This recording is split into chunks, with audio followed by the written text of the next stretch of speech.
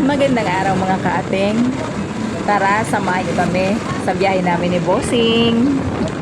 Ganito nga ang ginagawa ko kapag medyo boring ako sa bahay. Masama ko kay Bossing sa kanyang biyahe. Wala lang, trip ko lang. Parang banding na rin namin kasi ito ni Bossing. Yung sumama ako sa biyahe niya. At syempre, masaya din. Kahit mainit, okay lang.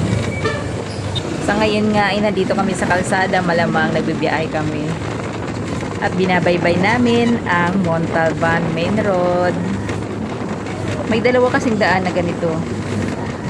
Yung isa doon sa may ilog, babaybayin mo kung sa shortcut kung tawagin namin. Baybaybayin mo or dito sa main road na napakaganda. Kasi nga bagong gawa at wala nang ganong lubak.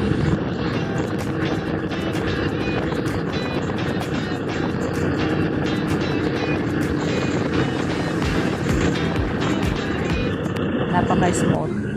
Parang ang sarap matulog. Para kang itinuduyan kasi nga hindi ka matataranta pag may natulubak. Sa ngayon wala kaming sakay. Kita nyo naman yung loob na tricycle, walang sakay.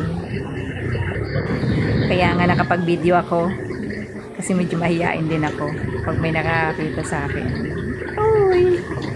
Hindi ko naman palagi ginagawa ito na sumama kay Bossing. Pag minsan lang, yung kaya nga sabi ko kanina, pag trip ko lang sumama, ayan, sumasama ako. Kasi nakakapagod din kahit nasa likod ka lang niya, nakabakride. One time nga, nakasama ako ni Bossing magbiyahe. Hindi ko alam nakakatulong na pala ako. Nang binsang malubak kami, nagulat na lang ako. Nasa tricycle pala ako.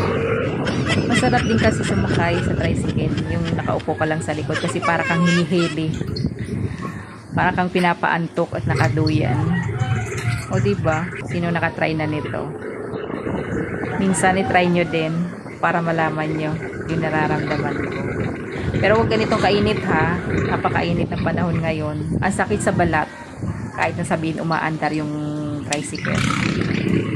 Napakainit. Ang sakit sa balat. Kung ayaw mo mangitim, sige sumama ka.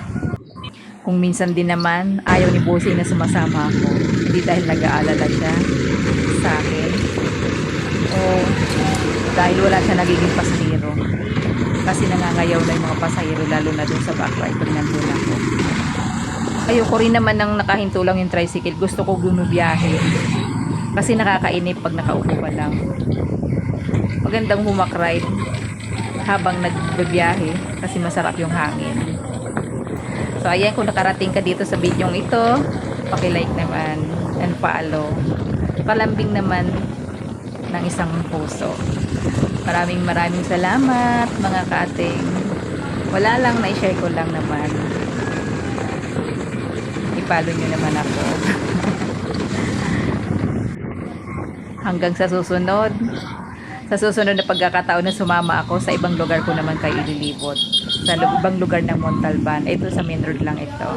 Thank you so much for watching mga kating at mga kasisilaw. Follow for more ulit.